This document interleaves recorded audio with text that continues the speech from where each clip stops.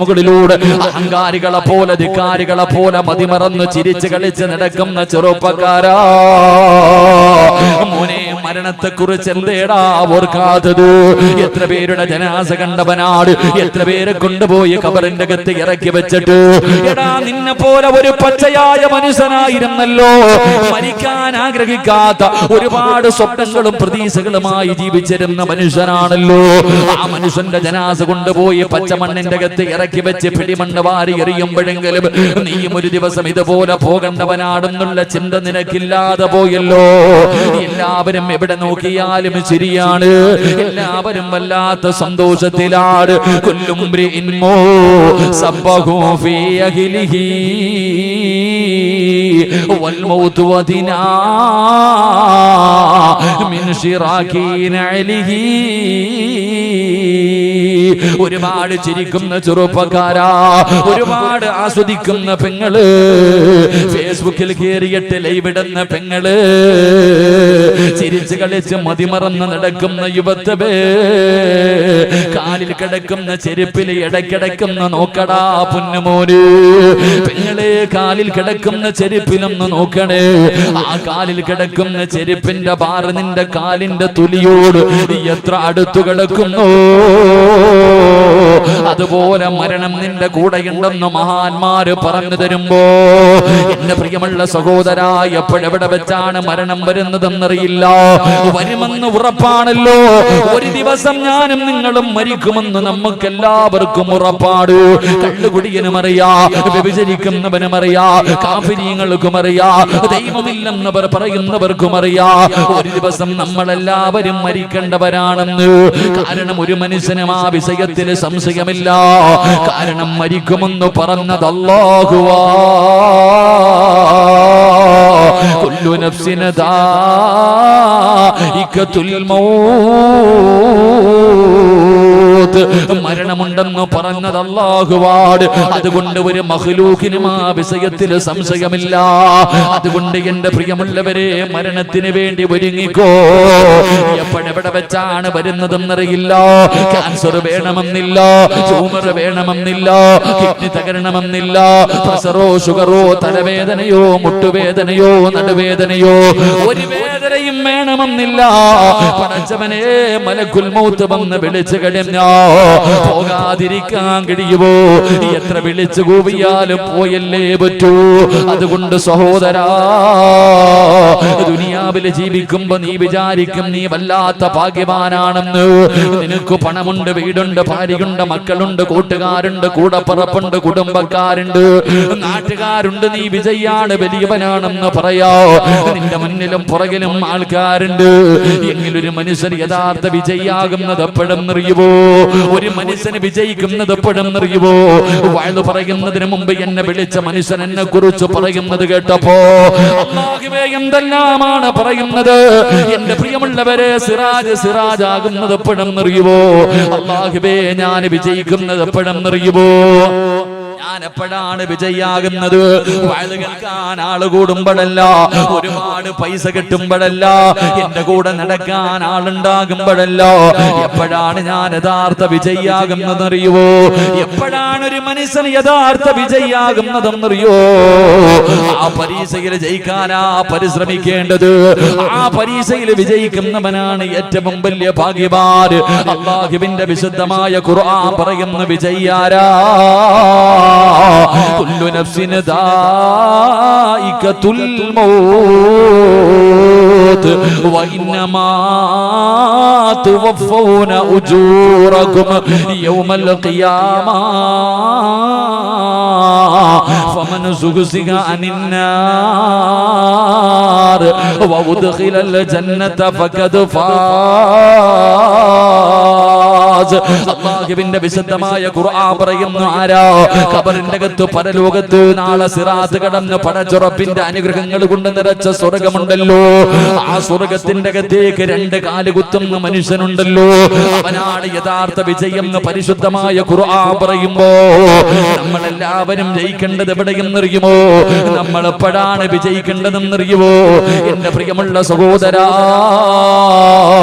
70,000 മലക്കുകളുടെ നേതൃത്വത്തിൽ നേതൃത്വത്തില് 70,000 മലക്കുകളുടെ നേതൃത്വത്തില് മലക്കുൽ മൗത്ത് അസ്റായീൽ അലൈഹിസ്സലാം ഇറങ്ങി വരികയാണ്. പടച്ചവനെ, നമ്മുടെ റൂഹ് പിടിക്കുന്നതിന് വേണ്ടി കണ്ണിന്റെ മുന്നിലേക്ക് ഇറങ്ങി വരുമല്ലോ. കൂടെ നിൽക്കുന്നവര് കണ്ടില്ലെങ്കിലും ഞാനും നിങ്ങളും നമ്മുടെ കണ്ണുകൊണ്ട് കാണുമെന്ന് അല്ലാഹുവാ പറഞ്ഞത്. ഓരോ മനുഷ്യന്മാരങ്ങും കാണേണ്ടവരാണല്ലോ. ഫകശഫിനാ അൻക ഇതാഅക ഫബസറുകൽ യൗമ ഹദീദ്. ആ കാഴ്ച ഞാനും നിങ്ങളും കാണേണ്ടവരാണ്. അല്ലാഹു അന്ന് നമ്മുടെ കണ്ണങ്ങ് തുറന്നു തരികയാണ്. ആകാശത്ത് നിന്ന് പടച്ചവനെ 70,000 വരുന്ന മലക്കുകളുടെ നേതൃത്വത്തില് മലക്കുൽ മൗത്ത് മുന്നിലേക്ക് കടന്നു വരുമ്പോ, എന്റെ പ്രിയപ്പെട്ട ചെറുപ്പക്കാരാ, പിടഞ്ഞു വീഴു പോകുമടാ പൊന്നുമോന്. മിണ്ടാതെ കടന്നു കൊടുക്കണമടാ.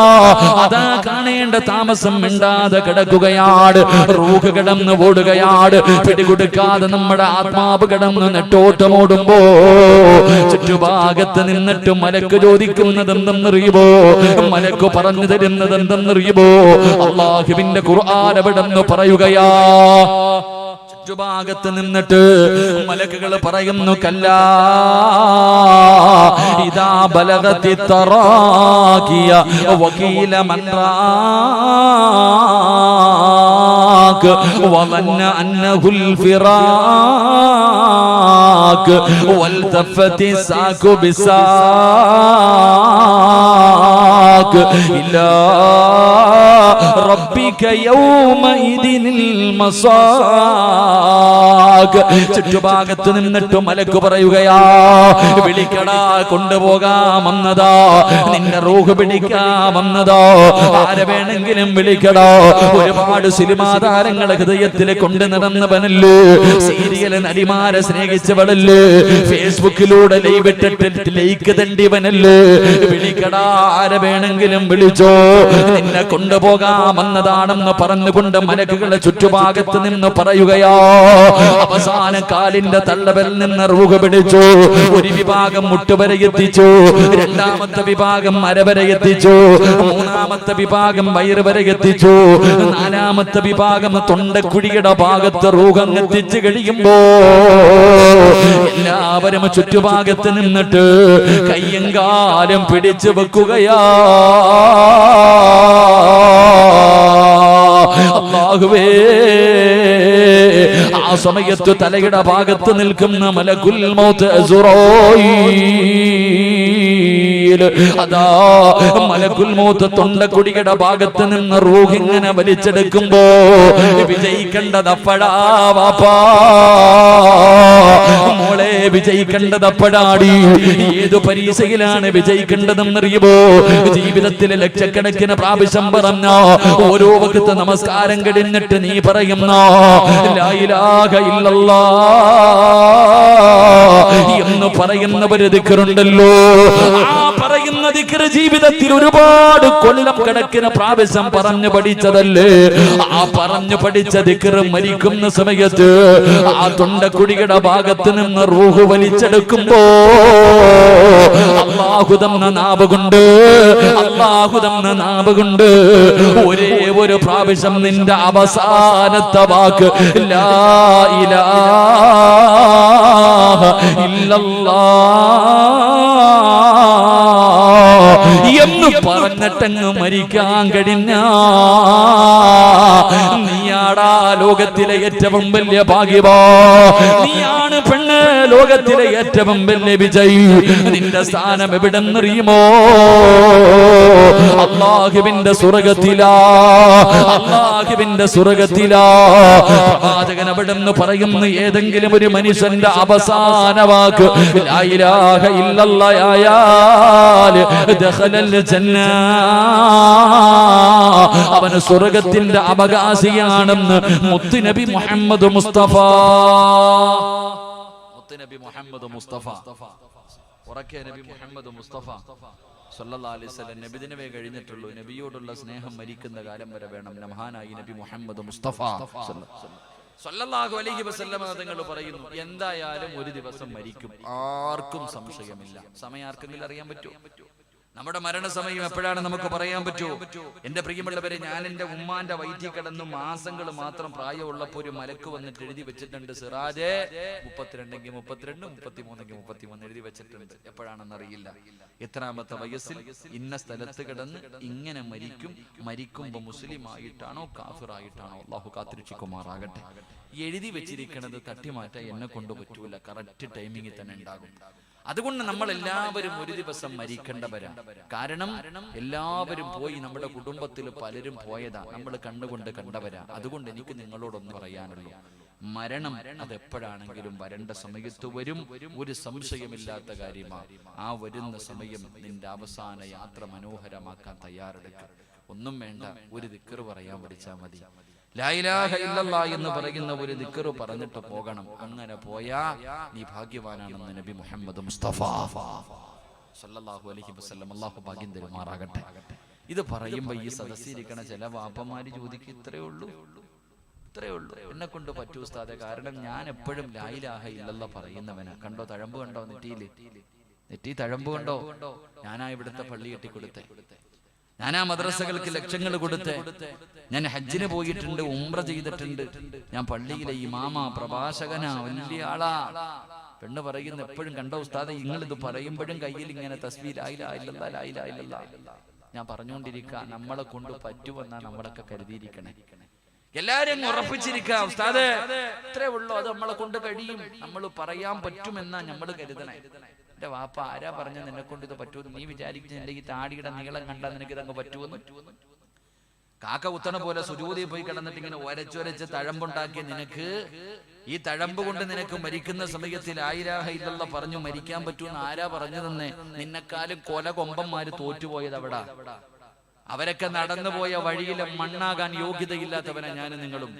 അത്ര ഉയരങ്ങളിലെത്തി. ഈ ലോകത്ത് ആർക്കാ അങ്ങനെ വിശ്വാസമുണ്ടായിരുന്നത്?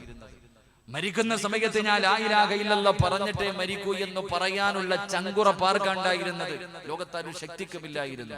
അങ്ങനെ ആരെങ്കിലും കഴിയുമായിരുന്നെങ്കിൽ മഹാനായ ഖലീലുല്ലാഹി ഇബ്രാഹിം നബി അലൈഹിസ്സലാം, അല്ലാഹുവിന്റെ ഖലീലല്ലേ, അല്ലാഹുവിനെ ആരാധിക്കുന്നതിന് വേണ്ടി ഈ ഭൂമിയുടെ മധ്യഭാഗത്ത് അല്ലാഹുവിന്റെ അർശിന്റെ നേരെ താഴ്ഭാഗത്ത് തന്റെ പ്രിയപ്പെട്ട മകൻ ഇസ്മായിൽ നബി അലൈഹിസ്സലാമിനെയും വിളിച്ചു നിർത്തിയിട്ട് വാപ്പയും മകനും കൂടെ ഒരു പള്ളി പണിതു, വിശുദ്ധമായ കഅബാലയം. അല്ലാഹു ചെന്ന് കാണാൻ ഭാഗ്യം തരുമാറാകട്ടെ.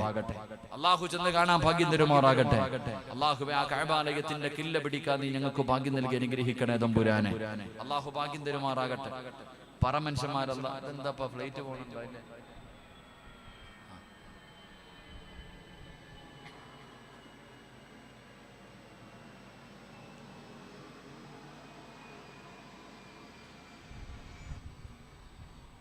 തലേ വീഴത്തൊന്നും ഇല്ലല്ലേ?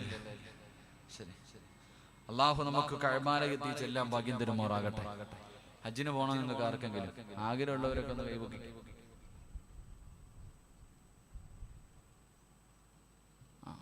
അള്ളാഹു ഈ കൈപൊക്കി എല്ലാവരെയും അവിടത്തേക്കുമാറാകട്ടെ. ചിലർക്ക് അതിനും വയ്യ, കൈയൊന്നും പൊക്കാൻ വയ്യ, പിന്നെ ഹജ്ജ് ഇല്ലേ? പലര് കൈപൊക്കി, പലരും കൈപൊക്കിയില്ല. കൈ പൊക്കാത്തവരൊക്കെ ഹജ്ജിന് പോയിട്ടുണ്ടാകും, അതുകൊണ്ടാണ് അങ്ങനെ കരുതുന്നു. കൈ പൊക്കാത്തവര് ഹജ്ജിന് പോയിട്ടുണ്ടാകും, അതുകൊണ്ടാ പൊക്കാത്തത്. എങ്കിലും ഈ ഹജ്ജിന് പോയവർക്കൊക്കെ പിന്നെയും പോണമെന്നില്ല. അള്ളാന്റെ കഅബാലയം കണ്ടവർക്ക് പിന്നെയും പോകണമെന്നല്ലേ ഇപ്പൊ ആഗ്രഹം? നിങ്ങൾ പറ, അങ്ങനല്ലേ ആഗ്രഹം? അപ്പൊ കൈ പൊക്കാത്തവൻ ഏത് കൂട്ടത്തിലായിരിക്കും എനിക്കറിയത്തില്ല. അള്ളാഹു നമുക്ക് കൈ പൊക്കി എല്ലാവരെയും എടുത്തിക്കുമാറാകട്ടെ. അള്ളാഹു എടുത്തിക്കുമാറാകട്ടെ. ഉറക്കപ്പറ, അള്ളാഹു എടുത്തിക്കുമാറാകട്ടെ. പോണോ നിങ്ങൾക്ക്? പോണോ? ഒന്ന് കൈപൊക്കി. ഇനി സ്റ്റേജിൽ ഇരിക്കണം, ഞാനേ ഉള്ളു പൊക്കാത്തല്ലേ. ഹജ്ജിന് പോകണമെങ്കിൽ പൈസ വേണോ? നിങ്ങൾ പറയപ്പോ പെണ്ണമ്പള്ളി എടുത്ത് പിണങ്ങിയിരിക്കും. പറ മനുഷ്യന്മാരെ, ഹജ്ജിന് പോകാൻ പൈസ വേണോ? പൈസ വേണോ? ഉറക്കപ്പറ, വേണോ? പറ, വേണോ? പൈസ വേണം. എന്നിട്ട് നീ എന്താ ഹജ്ജിന് പോകാത്ത? പൈസ ഇല്ല എന്നിട്ടാ? സത്യം പറ. ഈ സദസ്സിരിക്കണ ഓരോ ആണും പെണ്ണും പറ, നിങ്ങളുടെ കയ്യിൽ പൈസ ഇല്ലാത്തത് കൊണ്ടാ, ഒരു 3 ലക്ഷം അല്ലെങ്കിൽ 4 ലക്ഷം രൂപ എടുക്കാൻ ഇല്ലാത്തത് കൊണ്ടാ ഹജ്ജിന് പോകാത്ത? നെഞ്ചത്ത് കൈവച്ചിട്ട് ചോദിക്ക്. ഇതേ പെണ്ണെ, അലമാരിക്കകത്ത് പൂട്ടി വെച്ചിരിക്കണത് പകുതി വിറ്റാ പോരെ ഹജ്ജിന് പോകാൻ?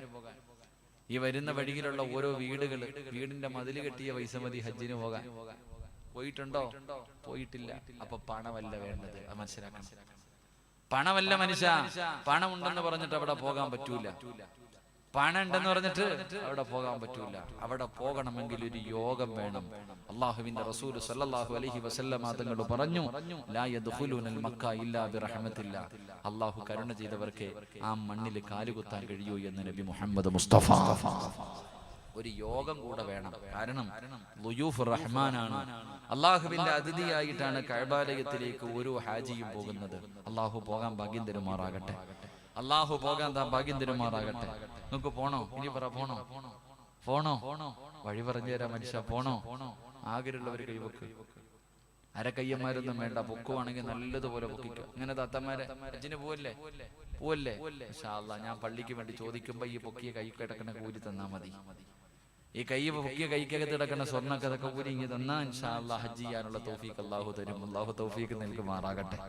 ഹജ്ജിന് പോകണമെങ്കിൽ ഒരു ചെറിയ ദിക്ർ ഒരു പ്രാവശ്യം പറഞ്ഞാൽ മതി. ഞാനൊരു ദിക്ർ പറഞ്ഞു തരാം. ആ പറയുന്ന ദിക്ർ എല്ലാ ദിവസവും ഒരു പ്രാവശ്യം കിടന്നുറങ്ങുന്നതിന് മുമ്പ് പറഞ്ഞാൽ മതി. അള്ളാഹു നിനക്ക് പോകാനുള്ള തൗഫീഖ് തരും. അള്ളാഹു ഭാഗ്യം തരുമാറാകട്ടെ. ഇത് പറഞ്ഞാൽ മതി, ഒരു ദിക്ർ പറഞ്ഞാൽ മതി. ഇൻഷാ അല്ലാഹ് അള്ളാഹു പഠിക്കാൻ ഭാഗ്യം തരുമാറാകട്ടെ. ഞാൻ പറഞ്ഞു വന്നത്, അള്ളാഹുവിനെ ആരാധിക്കുന്നതിന് വേണ്ടി ഇബ്രാഹിം നബിയും തന്റെ പൊന്നുമകനും. ആരാ ഇബ്രാഹിം നബി എന്ന് ഞാൻ നിങ്ങൾക്ക് പറഞ്ഞു തരേണ്ട കാര്യമില്ല. ഇബ്രാഹിം നബി നമുക്ക് തഹയ്യാത്തില് ഇബ്രാഹിം നബിയെ ഓർക്കാതെ നമ്മുടെ നിസ്കാരം പോലും ശരിയാവൂല. നമ്മളുമായി വല്ലാത്ത ഒരു ബന്ധമുള്ള പ്രവാചകനാണ് മഹാനായ ഖലീലുൻ നബി അലൈഹിസ്സലാം. ഇസ്മായിൽ നബി ആരാ? ഓരോ വാപ്പയും ഓരോ ഉമ്മയും ചിന്തിക്കാറുണ്ട്, അല്ലാഹുവേ ഇസ്മായിൽ നബിയെ പോലെ ഒരു മോനെ തരണേ എന്ന് ദുആ ചെയ്യും. അസ്വരമായ ജീവിതം നയിച്ച പ്രവാചകനാണ് ഇസ്മായിൽ നബി അലൈഹിസ്സലാം. ആ വാപ്പയും മകനും കൂടെ അള്ളാനെ ആരാധിക്കുന്നതിന് വേണ്ടി ലോകത്ത് ആദ്യമായിട്ടൊരു പള്ളി കെട്ടിയിട്ട് ആ പള്ളിയുടെ മുറ്റത്തിരുന്നിട്ട് ദുആ ചെയ്തു, അല്ലാഹുവേ പടച്ചവനെ നീ ഇത് ഞങ്ങളിൽ നിന്ന് സ്വീകരിക്കണേ തമ്പുരാനെ. അല്ലാഹുവേ ഞങ്ങൾ നിന്നെ ആരാധിക്കുന്നതിന് വേണ്ടി റബ്ബനാ തഖബ്ബൽ മിന്നാ. അല്ലാഹുവിനോട് പറഞ്ഞു, പടച്ചവനെ ഞങ്ങൾ നിന്നെ ആരാധിക്കുന്നതിന് വേണ്ടി ഒരു ഭവനം പണിതെന്ന് പടച്ചവനെ നീ സ്വീകരിക്കണേ അല്ലാ. 2, ഈ ലോകത്ത് നിന്ന് യാത്ര പറയുമ്പോ ഈമാനോടുകൂടിയുള്ള ഒരു മരണം ഞങ്ങൾക്ക് തരണേ അല്ലാ. ഇബ്രാഹിം നബിക്ക് ഉറപ്പില്ലായിരുന്നു. നിനക്കുറപ്പുണ്ട്, പക്ഷെ ഇബ്രാഹിം നബിക്ക് ആ ഉറപ്പില്ലായിരുന്നു. അവിടെ നിന്ന് ദുആ ചെയ്യുമായിരുന്നു, അല്ലാഹുവേ ഈ ലോകത്ത് നിന്ന് യാത്ര പറയുമ്പോ പടച്ചവനെ ഈമാനോടുകൂടിയുള്ള ഒരു മരണം എനിക്ക് തരണേ എന്ന്. ചെറുപ്പക്കാരൻ, നിനക്കിന്ന് പള്ളിക്കകത്ത് പോയി എപ്പോഴെങ്കിലും ഒന്ന് മുട്ടുകുത്തി വീഴുന്ന നിനക്കൊരു ചിന്തയുണ്ട്, നിനക്കത് പറ്റുമെന്ന്. പക്ഷേ മഹാനായ യൂസുഫ് നബി അലൈഹിസ്സലാം ഈജിപ്തിന്റെ ഭരണാധികാരിയായി തന്റെ രാജസിംഹാസനത്തിലേക്ക് കയറിയിരിക്കുമ്പോ ഇരു കരങ്ങൾ ഉയർത്തിയിട്ട് യൂസുഫ് നബി അള്ളാഹുവിനോട് ദുആ ചെയ്തു. ആ ദുആഇന്റെ അവസാനം അവിടെ നിന്ന് കാണാം, തവഫനി മുസ്ലിമാ, തവഫനി മുസ്ലിമാ. അള്ളാഹുവേ ഈ ലോകത്ത് നിന്ന് യാത്ര പറയുമ്പോ എന്നെ നീ ഒരു മുസ്ലിമാക്കി മരിപ്പിക്കണേ എന്ന് യൂസുഫ് നബി ദുആ ചെയ്തതായി ഖുർആൻ പറയുന്നു. അപ്പൊ യൂസുഫ് നബിക്ക് ആ ഉറപ്പില്ലായിരുന്നു. പെങ്ങളെ, മഹദിയായ ആയിഷ ബീവി റളിയല്ലാഹു തആല അൻഹ പറയുന്നുണ്ട്, പ്രവാചകൻ രാത്രി സുജൂദിൽ കിടന്നിട്ട് എന്തോ പറഞ്ഞുകൊണ്ട് കരയുകയാ. അല്ലാഹുവിന്റെ റസൂല് എന്തു പറഞ്ഞിട്ടാണ് കരയുന്നതെന്ന് അടുത്ത് ചെന്ന് നോക്കുമ്പോ അവിടെ നിന്ന് പറയുന്നു, യാ മുകല്ലിബൽ ഖുലൂബ്, ഹൃദയങ്ങളെ മറിച്ചു കളയുന്ന അല്ലാഹുവേ എന്റെ ഹൃദയത്തെ ദീനിൽ ഉറപ്പിച്ചു നിർത്തണേ എന്ന് കരഞ്ഞുകൊണ്ട് ദുആ ചെയ്യാ മുത്തുനബി സല്ലല്ലാഹു അലൈഹി വസല്ലം. ആയിഷ ബീവി റളിയല്ലാഹു തആല അൻഹ ചോദിച്ചു, നബിയെ ഉറപ്പില്ലേ നബിയെ? ഇല്ല ആയിഷ, ഉറപ്പില്ലേ നബിയെ? മരണസമയത്ത് ലാ ഇലാഹ ഇല്ലല്ലാഹ് പറഞ്ഞു മരിക്കാൻ കഴിയുമെന്ന് ഉറപ്പില്ലേ? അല്ലാഹുവിന്റെ പ്രവാചകൻ അവിടെന്ന് പറയുന്നു, ആയിഷ, ഒരു മനുഷ്യൻ മരിക്കുന്ന സമയത്ത് ലാ ഇലാഹ ഇല്ലല്ലാഹ് പറയാ കഴിയണമെങ്കിൽ അല്ലാഹു കരുണ ചെയ്തവർക്കല്ലാതെ അത് പറയാൻ കഴിയില്ലെന്ന് നബി മുഹമ്മദ് മുസ്തഫ സല്ലല്ലാഹു അലൈഹി വസല്ലമ തങ്ങൾ പറയുകയാണ്. അല്ലാഹു കരുണ ചെയ്തവർക്ക് മാത്രമേ തന്റെ നാവ് പൊക്കിയ ദിക്ർ പറയാൻ കഴിയൂ. അതുകൊണ്ട് സഹോദരാ, ഒരുപാട് അമിതമായിട്ടുള്ള ഉറപ്പ് നിനക്ക് വേണ്ട. റബ്ബിനോട് ദുആ ചെയ്യാനല്ലേ കഴിയൂ, പ്രതീക്ഷ വെക്കാനല്ലേ കഴിയൂ. അതുകൊണ്ടല്ലേ അല്ലാഹുവിന്റെ പ്രവാചകൻ പറഞ്ഞത്, സ്വഹാബാ, ഒരു മനുഷ്യൻ മരണത്തിന്റെ വേളയിൽ കിടക്കുമ്പോ, സക്കറാത്തിന്റെ അവസ്ഥയിൽ കിടക്കുന്ന മനുഷ്യന്റെ വലത് ചെവിയുടെ ഭാഗത്തിരുന്നിട്ട് ആ മനുഷ്യന്റെ കൂടപ്പുറപ്പുകളാകട്ടെ, ഉസ്താദന്മാരാകട്ടെ, ആരുമാകട്ടെ, ആര് നിന്റെ അടുക്ക വന്നിരുന്നിട്ട് ലാ ഇലാഹ ഇല്ലല്ലാഹ് പറഞ്ഞു തന്നാലും ഈ സദസ്സിരിച്ച ആൾക്കാർക്ക് നാവ് പൊക്കിയിട്ടത് പറയാൻ കഴിയില്ല എന്ന് മുത്തുനബി നബി മുഹമ്മദ് മുസ്തഫ സല്ലല്ലാഹു അലൈഹി വസല്ലം അല്ലാഹു കാത്തിരക്ഷിക്കുമാറാകട്ടെ. അല്ലാഹുമാറാകട്ടെ.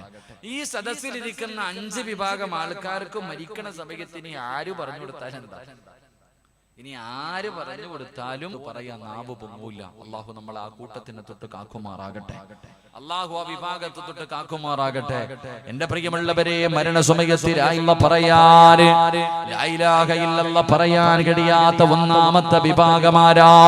ഈ പറയുന്ന വിഭാഗത്തിൽ നിന്റെ പേരുണ്ടെങ്കിൽ ഓടാ ചെറുപ്പക്കാരാ, വാപ്പാ നന്നായിക്കോ. ഈ പറയുന്ന 5 വിഭാഗത്തിലെങ്ങാണം നീയുണ്ടെങ്കിൽ ഇന്നത്തെ രാത്രിയാണ് ഈ വഅദിൽ നിന്ന് പിരിയുന്നതിന് മുമ്പ് കരഞ്ഞ് തൗബ ചെയ്തിട്ട് വേണം പിരിയാ. ഇല്ലെങ്കിൽ മരണസമയം നിനക്ക് ലാ ഇലാഹ ഇല്ലല്ലാഹ് കഴിയില്ല. ഒന്നാമതായിട്ട് അല്ലാഹുവിന്റെ പ്രവാചകൻ അത് ഒരു വഖത്ത് നമസ്കാരം അവിടുന്ന് കളയാക്കിയാൽ അവന് കാഫിറാണെന്ന് മഹാനായ സയ്യിദുനാ ഉമർ ഇബ്നുൽ ഖത്താബ്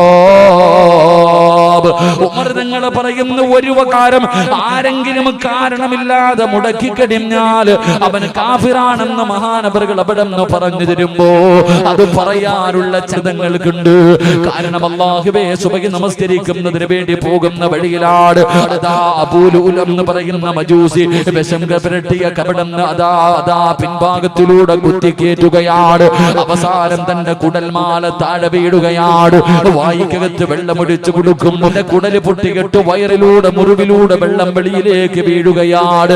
ബോധമില്ലാതെ രക്തത്തിൽ കുളിച്ച് തകർന്നു കിടക്കുമ്പോ മഹാനായ ഉമർ ഇബ്നുൽ ഖത്താബ് റളിയല്ലാഹു തആല അൻഹുവിനെ ബോധം അവിടുന്ന് തിരിച്ചു വരുമ്പോ, അല്ലാഹുവേ ഞാൻ നമസ്കരിച്ചില്ലല്ലോ, എനിക്ക് നമസ്കരിക്കണമെന്ന് പറഞ്ഞ മഹാനായ സയ്യിദുനാ ഉമർ ഇബ്നുൽ ഖത്താബ്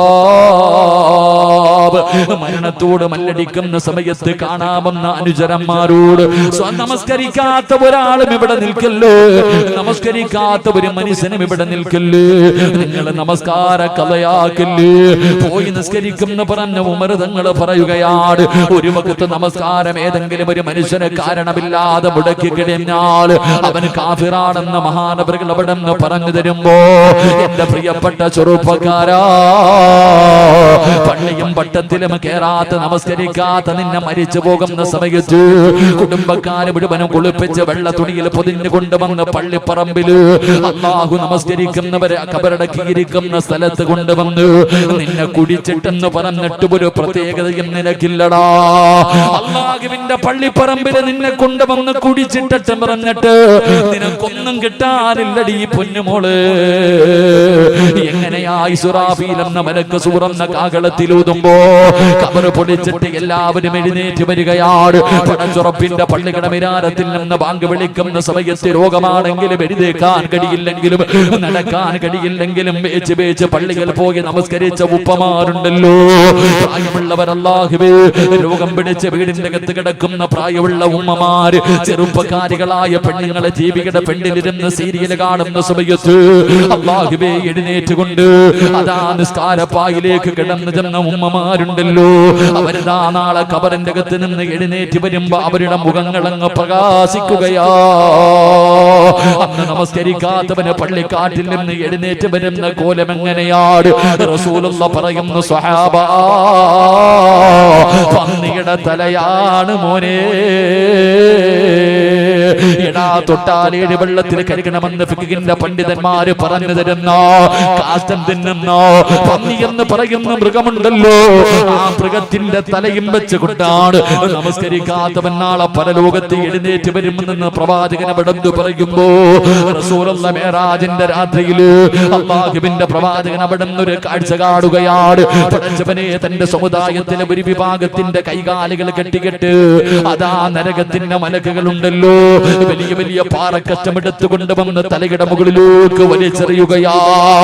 അവിടെന്ന് തലയങ്ങ് പൊട്ടിച്ചിതറുകയാണ്. പടച്ചവരെ, എന്നിട്ട് താഴെ വീണ കല്ല് രണ്ടാമതും എടുത്തിട്ട് തിരിഞ്ഞു നോക്കുമ്പോ തല പഴയ രൂപത്തിലായിരിക്കുകയാണ്. പിന്നെയും തലയുടെ മുകളിലിടുകയാണ്, പിന്നെയും പാറയെടുക്കുന്നവരുടെ തലയിലിടുകയാണ്. ഈ കാഴ്ച കണ്ടിട്ട് സഹിക്കാൻ കഴിയാതെ അല്ലാഹുവിന്റെ പ്രവാചകം ചോദിക്കുന്നു, മൻ ഹൗലാ യാ ജിബ്രീൽ, ആരാണ് ജിബ്രീല്? ആരാണ് ജിബ്രീല്? ഇവനെന്തു പാപമാ ചെയ്തത്? യാ റസൂലല്ലാഹ്, താരിഖുസ്സലാ, നമസ്കാരത്തെ ഉപേക്ഷിച്ചവരാണ് നബിയേ. അവർക്ക് അല്ലാഹു കൊടുക്കുന്ന ശിക്ഷ ഇതാണെന്ന് ജിബ്രീൽ തങ്ങൾ അവിടെ നിന്ന് പറഞ്ഞു കൊടുക്കുമ്പോ, എന്റെ സഹോദരാ, പള്ളിയുടെ മുന്നിൽ കടയുമിട്ട് കൊണ്ടിരിക്കുന്ന കച്ചവടക്കാരാ, നീ കാണുന്നവനല്ലേ പ്രായം ചെന്ന വാപ്പമാര് പോലും നിസ്കരിക്കുന്നതിന് വേണ്ടി അല്ലാഹുവേ നടക്കാൻ പോലും കഴിവില്ലാത്ത രോഗം പിടിച്ച പ്രായമുള്ള വാപ്പമാര് നിന്റെ കടയുടെ മുന്നിലൂടെ പള്ളിക്കകത്തേക്ക് പോകുന്ന കാഴ്ച കണ്ടാൽ പള്ളിയിൽ കേറാത്ത കച്ചവടക്കാരാ, നിനക്ക് അല്ലാഹുവിനെക്കാളും വലുത് പണമായി പോയല്ലോടാ, നിനക്ക് അല്ലാഹുവിനെക്കാളും വലുത് കച്ചവടമാണല്ലോ. എടാ, നിനക്ക് കട തന്നത് അല്ലാഹുവാ, കച്ചവടം തരുന്നത് അല്ലാഹുവാ, പണം തരുന്നത് അല്ലാഹുവാ. അല്ലാഹുവിനാ നിഅമത്തെടുത്തു മാറ്റാൻ ലൈൻ ശകർതും ലഅസീദന്നകും വലൈൻ കഫർതും മിൻ അദാബി ലശദീദ്. അല്ലാഹുവിനാ അനുഗ്രഹം എടുത്തു മാറ്റാൻ കഴിവുണ്ടെന്ന് നീ മറന്നു പോകല്ലേ. നന്ദികേട് കാണിച്ചാ എടുത്തു മാറ്റിപ്പെടാ. നിന്റെ കടയിലെ കച്ചവടം അല്ലാഹു നഷ്ടപ്പെടുത്തുപെടാ. നിനക്ക് അല്ലാഹു കടം തരുപെടാ. എന്റെ പ്രിയപ്പെട്ടവരെ, പടച്ച റബ്ബിനെ ദുനിയാവിന് വേണ്ടി, പണത്തിന് വേണ്ടി, കച്ചവടത്തിന് വേണ്ടി മറന്നു കളയുന്ന മനുഷ്യ രക്ഷപ്പെടുമെന്ന് നിനക്ക് തോന്നുന്നുണ്ടോ? മഹാനായ കലീമുല്ലാഹി മൂസാ നബി അലൈഹിസ്സലാം, മൂസാ നബി ഇങ്ങനെ നടന്നു പോകുമ്പോ ഒരു മനുഷ്യൻ തന്റെ ഇരു കരങ്ങളും ഉയർത്തിപ്പിടിച്ചിട്ട് പടച്ച റബ്ബിന്റെ മുന്നിൽ പൊട്ടിക്കരഞ്ഞ് ദുആ ചെയ്യുകയാ. അവിടുന്ന് കരഞ്ഞ് വിളിച്ച് ദുആ ചെയ്യുകയാ. മൂസാ നബി നടന്നു പോയി. അവിടുന്ന് അവസാന തിരിച്ചു വരുമ്പോഴും ഈ മനുഷ്യൻ അവിടെ ഇരുന്ന് കരയുകയാണ്. മൂസാ നബിക്ക് വല്ലാത്ത അത്ഭുതമായി. അവിടുന്ന് പറഞ്ഞു, അല്ലാഹ്, ഈ മനുഷ്യന്റെ ദുആ സ്വീകരിക്കണേ അല്ലാഹ്. പറഞ്ഞു തീരേണ്ട താമസം അതാ ജിബ്രീൽ കടന്നു വന്നു. നബിയേ, ഇവന്റെ ദുആ അല്ലാഹു സ്വീകരിക്കില്ല നബിയേ. ഇവൻ ഇവിടെ ഇരുന്ന് കരഞ്ഞ് കരഞ്ഞ് കരഞ്ഞവന്റെ കണ്ണുനീര് തീർന്നു പോയിട്ട് അവന്റെ തലച്ചോറ് കലങ്ങിയിട്ട് കണ്ണിലൂടെ ഒലിച്ചാൽ ഇവന്റെ ദുആ അല്ലാഹു സ്വീകരിക്കില്ല നബിയേ. ഈ രണ്ട് കൈയും ഇങ്ങനെ ഉയർത്തി പിടിച്ചിരുന്നിട്ട് ഈ കൈ രണ്ടും ഒടിഞ്ഞുപോയി. നട്ടല്ലിവിടെ ഇരുന്നിരുന്ന് ഒടിഞ്ഞുപോയി. ഇതുപോലെ ഇവൻ ദുആ ചെയ്താലും അല്ലാഹു സ്വീകരിക്കില്ല. എന്തേ ജിബ്രീല്, എന്തേ ജിബ്രീല്, ഇവനെന്ത് പാപമാ ചെയ്തത്? അവിടെന്ന് പറയുന്നു, ദുനിയാവിന് വേണ്ടി അല്ലാഹനെ മറന്നവനാ. അതുകൊണ്ട് നമസ്കാരം ഉപേക്ഷിച്ചുകൊണ്ട് കച്ചവടം നടത്തുന്നവന് നീ രക്ഷപ്പെടുവല്ലടാ. അല്ലാഹ് നിന്നെ വെറുതെ വിടുമെന്ന് നീ കരുതല്ലേ. അതുകൊണ്ട് പ്രവാചകൻ അവിടെന്ന് പറയുന്നു, മരണസമയത്തിൽ ലാ ഇലാഹ ഇല്ലല്ലാഹ് പറഞ്ഞു കൊടുക്കുമ്പോ പറയാൻ കഴിയാത്ത ഒന്നാമത്തെ വിഭാഗം നമസ്കരിക്കാത്തവനല്ല, നമസ്കരിക്കുന്നവനാണ്. നമസ്കരിക്കുന്നവനാണ്. പള്ളിയിലെ ഇമാമ എല്ലാ ദിവസവും മഗ്രിബിന് ഓതുന്ന ഒരു സൂറത്തുണ്ട്, ബിസ്മില്ലാഹിർ റഹ്മാനിർ റഹീം. അറഅയ്തല്ലദീ യുകദ്ദിബു ബിദ്ദീൻ ഫദാലികല്ലദീ യദ്ഉൽ യതീം വലാ യഹുദ്ദു അലാ തുആമിൽ മിസ്കീൻ ഫവൈലുൽ ലിൽ മുസല്ലീൻ. അല്ലാഹുവിന്റെ വിശുദ്ധമായ ഖുർആൻ അവിടെന്ന് പറയുന്നു, വൈലെന്ന് പറയുന്ന നരകം കള്ളുകുടികനും പെണ്ണുപിടികനും പലിശ തിന്നുന്നവനും കാഫിറിനുമല്ല. അല്ലാഹുവിന്റെ അദാബ് കൊണ്ട് നിറച്ച നരകത്തില് വൈലെന്ന് പറയുന്ന നരകം ആർക്കുള്ളതാണെന്നറിയുമോ? അല്ലാഹുവേ, ഫവൈലുൽ ലിൽ മുസല്ലീൻ. നമസ്കരിക്കുന്നവനാ, നമസ്കരിക്കുന്നവനാ. എങ്ങനെ നമസ്കരിക്കുന്നവനെന്നറിയുമോ? അല്ലദീന ഹും അൻ സ്വലാ സ്വലാത്തിഹിം അശ്രദ്ധമായി നിസ്കരിക്കുന്നവര്, അലസതയോടുകൂടി നിസ്കരിക്കുന്നവര്, എന്റെ പ്രിയമുള്ളവര്, ഇന്ന് പടച്ചറപ്പിന്റെ പള്ളിക്കകത്ത് നമസ്കാരം നടക്കുമ്പോ ഇന്ന് ചെറുപ്പക്കാരുടെ നമസ്കാരം കണ്ട കളിയാണല്ലോ, തമാശയാണല്ലോ, കോമാളിത്തരമാണല്ലോ. അല്ലാഹുവിന്റെ മുന്നിൽ നിന്നിട്ട് പടച്ചറപ്പിനെ കളിയാക്കുന്ന നമസ്കാരമോ. എന്റെ പ്രിയപ്പെട്ട ചെറുപ്പക്കാരാ, മഹാനായ നബി മുഹമ്മദ് മുസ്തഫ സല്ലല്ലാഹു അലൈഹി വസല്ലമ തങ്ങള് 1400 വർഷങ്ങൾക്ക് മുമ്പ് ലോകത്തിന്റെ നേതാവ് തന്റെ പള്ളിക്കകത്തിരിക്കുമ്പോ ഒരു ചെറുപ്പക്കാരൻ നിന്ന് നിസ്കരിക്കുകയാ. ഒരു മനുഷ്യന് പള്ളിക്കകത്ത് നിന്ന് നമസ്കരിക്കുകയോ.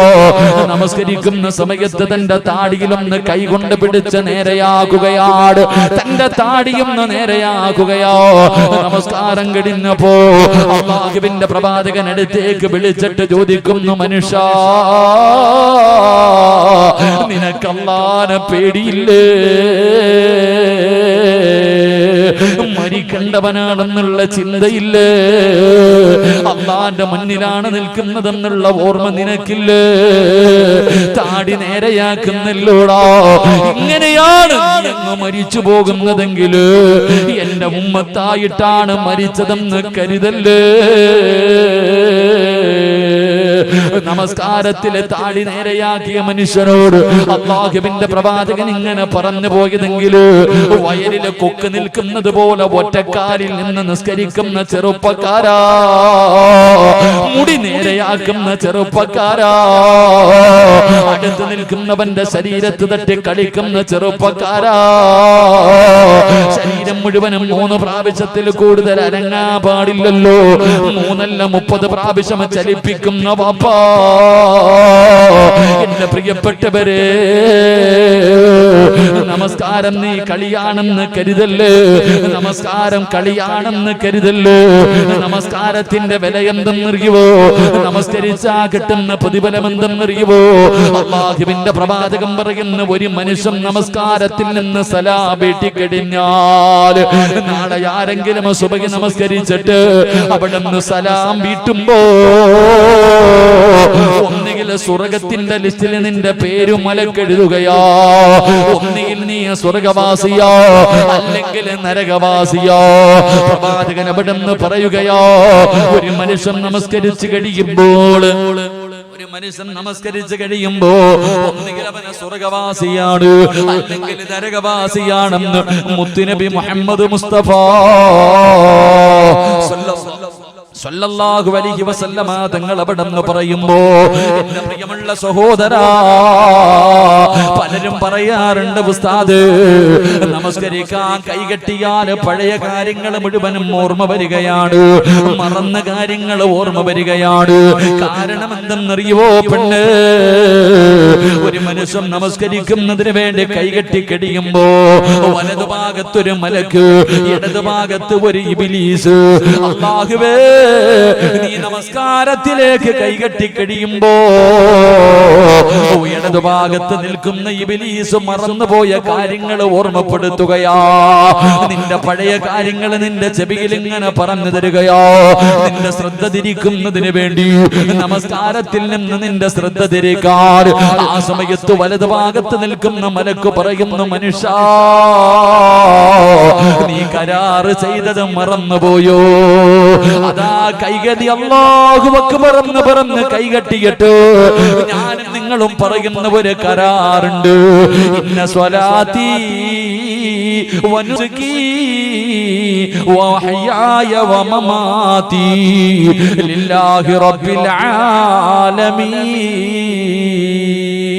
അല്ലാഹുവേ, എന്റെ സർവ്വതും നിനക്കുള്ളതാ അല്ലാഹ്. എന്റെ ചലനം പോലും എന്റെ ശ്വാസം പോലും പടച്ചവനെ എല്ലാം നിനക്കുള്ളതാണെന്ന് കരാറ് ചെയ്തിട്ട് എടാ നീ അല്ലാഹുവിന്റെ മുന്നിൽ നിന്ന് കളിക്കുകയാണോടാ?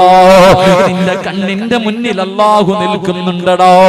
ഈ പ്രപഞ്ചം മുഴുവനും അടക്കി ഭരിക്കുന്ന രാജാധിരാജനായ മലിക്കുൽ ജബ്ബാറായ സർവാധിനാഥനായ റബ്ബുൽ ഇസ്സത്തായ പടച്ചറപ്പിന്റെ മുന്നിലാടാ നീ നിൽക്കുന്നത്. കാണുന്നത്. നീ അല്ലാഹനെ കാണുന്നില്ലെങ്കിലും അല്ലാഹ് നിന്നെ കാണുന്നുണ്ടടാ. ഒരു മറയുമില്ലാതെ അല്ലാഹു നിന്റെ മുന്നിൽ നിൽക്കുകയാ. കളിക്കല്ലേടാ, കളിക്കല്ലേടാ. നീ ഇവിടെ നിന്നുകൊണ്ട് അലസത കാണിക്കല്ലേ. അല്ലാഹനെ ഭയന്നുകൊണ്ട് നമസ്കരിക്കടാ. വലതുഭാഗത്ത് നിൽക്കുന്ന മലക്ക് അവിടെന്ന് പറഞ്ഞു തരികയാ, പടച്ചവനെ ഇന്ന് റുകൂഉം സുജൂദും ചെയ്യുന്നത് കണ്ടാൽ കാക്ക കൊത്തുന്നത് പോലെ കൊത്തിയിട്ട് ഓടുന്നവരുണ്ട്. പടച്ചവനെ സുജൂദ് ചെയ്യാൻ ആരോഗ്യമുണ്ടെങ്കിലും കസേരയിലിരുന്ന് നിസ്കരിക്കുന്ന ഉപ്പമാര്, സുജൂദ് ചെയ്യാൻ നിനക്ക് ആരോഗ്യമുണ്ടല്ലോ, നിന്റെ നടുവിനൊരു വേദനയുണ്ടെന്ന് പറഞ്ഞിട്ട് നിനക്ക് സുജൂദ് ചെയ്യാനും മടിയാണല്ലോ. അല്ലാഹുവിന്റെ റസൂൽ അവിടെന്ന് പറയുകയാ, ഒരുപാട് നേരം സുജൂദ് ചെയ്യണേ, എഴുന്നേറ്റ് ഓടല്ലേ ചെറുപ്പക്കാരാ. ഒരുപാട് നേരം അല്ലാഹുവിന്റെ മുന്നിൽ സുജൂദിൽ കിടക്കണം. പ്രതിഫലം എന്തെന്നറിയുമോ? ഒരു മനുഷ്യൻ അല്ലാഹുവിന്റെ മുന്നിൽ സുജൂദിൽ കിടക്കുമ്പോ ചെയ്തു പോയ പാപങ്ങൾ മുഴുവനും അവന്റെ തലയുടെ മുകളിൽ വന്നിരിക്കുകയാ. അല്ലാഹുവേ, സുജൂദിൽ കിടക്കുമ്പോ അതാ മരത്തിൽ നിന്ന് ഉണക്കയില പൊടിഞ്ഞു വീഴുന്നത് പോലെ നീ ചെയ്ത പാപം അല്ലാഹു പൊറുക്കും ചെറുപ്പക്കാരാ. നിങ്ങളെ എല്ലാ പാപങ്ങളും സുജൂദിൽ കിടക്കുന്ന സമയത്തങ്ങ് പൊഴിഞ്ഞു വീഴുകയാ. എന്റെ ഉമ്മ പ്രസവിച്ചതുപോലെ ആവുകയാണ്. റബ്ബേ, സുജൂദ് ചെയ്യുമ്പോ മോനെ നിന്റെ നെറ്റിത്തടം താഴെ മുട്ടണമടാ, നിന്റെ മൂക്ക് മുട്ടണമടാ, രണ്ട് കൈപ്പത്തികൾ തറയിൽ നേരെ ചൊവ്വ വെക്കണമടാ, നിന്റെ കാലിന്റെ മുട്ട് വെക്കണം പൊന്നുമോന്. അടാ, നിന്റെ ഓരോ വിരലുകളും ഭൂമിയിൽ, നിന്റെ വിരലിന്റെ അടിഭാഗം ഭൂമിയിൽ നേരെ ചൊവ്വ വെക്കണം ചെറുപ്പക്കാരാ. അല്ലാതെ മുട്ടുകുത്തി കിടക്കുന്നവരുണ്ട്, നെറ്റികുത്തി കിടക്കുന്നവരുണ്ട്. ഏതെങ്കിലും ഒരു ശരീരത്തിന്റെ അവയവം സുജൂദ് ചെയ്യാതെ നീ ഒഴിവാക്കിയാൽ ആ അവയവം സുജൂദിൽ കിടന്നിട്ട് നിന്നെ ശപിക്കുമെന്ന് നബി മുഹമ്മദ് മുസ്തഫ സല്ലല്ലാഹു അലൈഹി വസല്ലമ തങ്ങൾ പറയുമ്പോ, നമസ്കാരം കഴിഞ്ഞ് സലാമിട്ടുമ്പോ പടച്ചവനെ ഇടതുഭാഗത്ത് ഇബ്ലീസിനെന്ന് കരയുകയാ. മലക്ക് കെട്ടിപ്പിടിച്ചിട്ട് പറയുന്ന സ്വർഗവാസിയേ, എടാ ഭാഗ്യവാനേ, നിന്റെ പേര് സ്വർഗത്തിന്റെ മുന്നിലുണ്ട്, നീ സ്വർഗത്തിന്റെ അവകാശിയാണോ, നിന്റെ പാപങ്ങൾ മുഴുവനും അല്ലാഹു പുറത്തു തന്നിരിക്കുന്നു. ഈ പോകുന്ന വഴിയിലങ്ങ് മരിച്ചാ സ്വർഗവാടോ. നിസ്കാരപ്പായിലിരുന്ന് കൊണ്ട് മലക്കുകളെ കെട്ടിപ്പിടിച്ച് മുസാഫഹത്ത് ചെയ്തിട്ട് അവിടുന്ന് സ്വർഗത്തിന്റെ അവകാശിയാണെന്നുള്ള സന്തോഷ വാർത്ത പറഞ്ഞിട്ട് അതാ പള്ളിയിൽ നിന്ന് യാത്രയാക്കുമ്പോ നമസ്കാരത്തിൽ അലസത കാണിക്കുന്ന മനുഷ്യ അതാ ഇബ്ലീസിരുന്ന് ചിരിക്കുകയാ.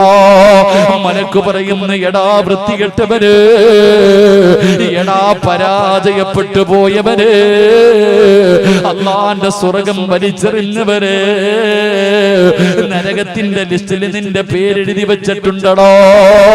അടുത്ത വക്കത്തിന് മുമ്പങ്ങാട് നിന്റെ കണ്ണടഞ്ഞ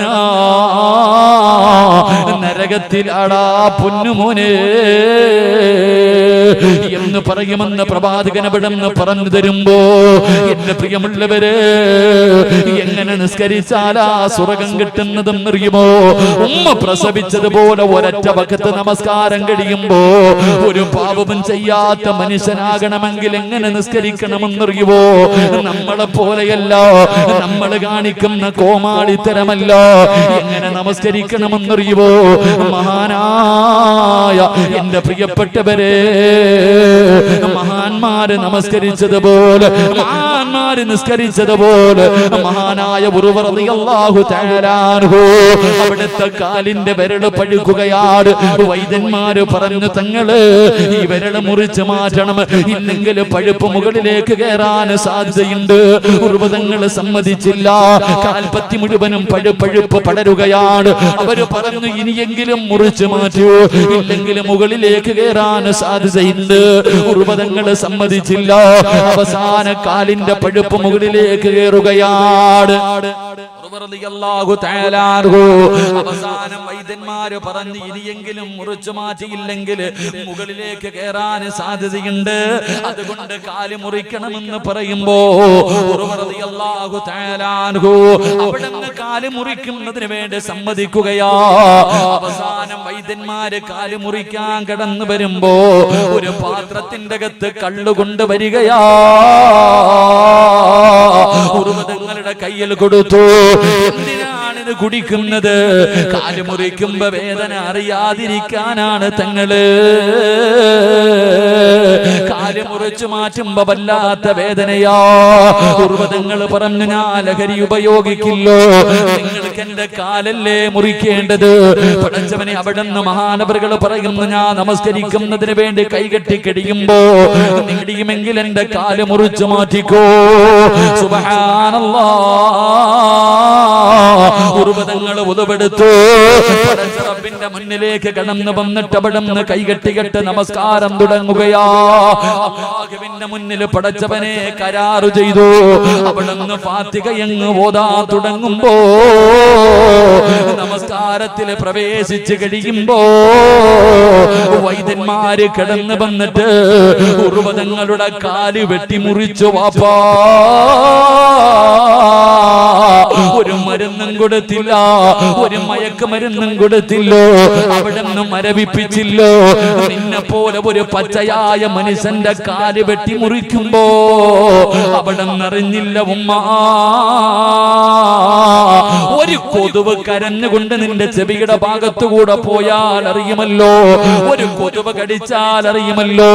പക്ഷേ ഒരു പച്ചയായ മനുഷ്യന്റെ കാല് വെട്ടിമുറിച്ചിട്ട് നമസ്കരിച്ചു കൊണ്ടിരുന്ന ഉറുമതങ്ങൾ അറിഞ്ഞില്ല. കാരണം അല്ലാഹുവിന്റെ മുന്നിലാ നിൽക്കുന്നത്, റബ്ബുൽ ഇസ്സത്തിന്റെ മുന്നിലാണ് നിൽക്കുന്നത്. അവിടുന്ന് രക്തം ഇങ്ങനെ നിൽക്കാതെ ഒലിക്കുകയോ. അവസാനം രക്തം നിൽക്കുന്നതിന് വേണ്ടി സയ്യിദെണ്ണ തിളപ്പിച്ചിട്ട് തിളപ്പിച്ച എണ്ണ കാലിലേക്ക് മുക്കുമ്പോ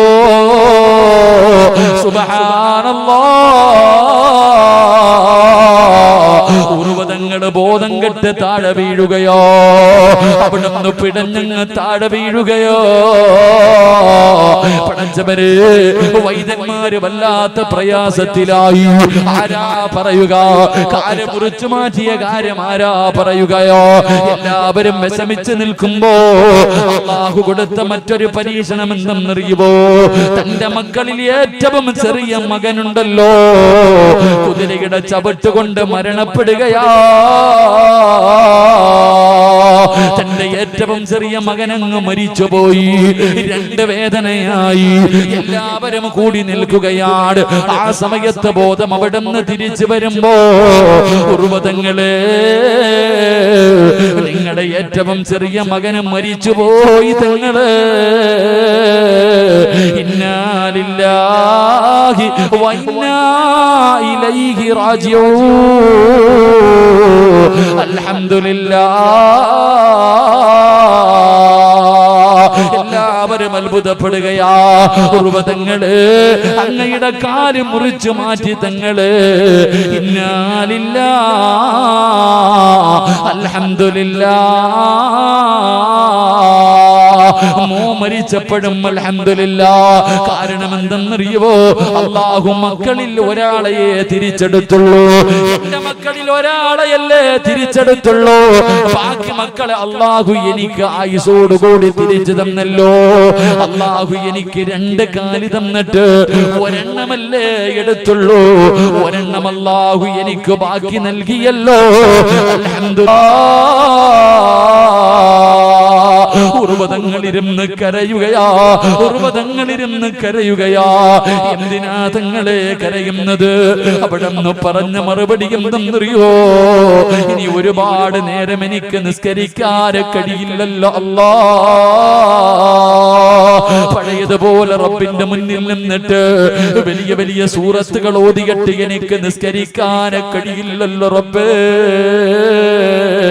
ഒറ്റക്കാലല്ലേ ഉള്ളൂ.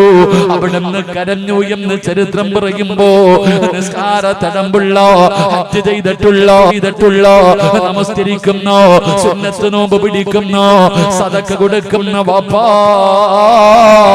ഇതുപോലെ പറയാ 30, 40, 50 കൊല്ലം കൊണ്ട് നിസ്കരിക്കുന്നവനല്ലേ, ഓർമ്മ വെച്ച കാലം മുതൽ നിസ്കരിക്കുന്ന പെങ്ങള് പറയാനൊരു വക്കത്തുണ്ടോടി പൊന്നുമോള്? നിനക്ക് പറയാൻ അല്ലാഹു സ്വീകരിച്ചെന്ന് പറയാ നിന്റെ ജീവിതത്തിലെ ഒരു വക്കത്ത് നിസ്കാരമുണ്ടോ പെണ്ണ്? അതുകൊണ്ട് പൊന്നുമോനെ, മരിക്കുന്ന സമയത്തിൽ ലാ ഇലാഹ ഇല്ലല്ലാഹ് എന്ന് പറയാൻ കഴിയാത്ത ഒന്നാമത്തെ വിഭാഗം അല്ലദീനഹും അൻ സ്വലാത്തിഹിം സാഹൂൻ, അശ്രദ്ധമായി നിസ്കരിക്കുന്നവരാണെന്ന് മുത്തുനബി മുഹമ്മദ് മുസ്തഫ.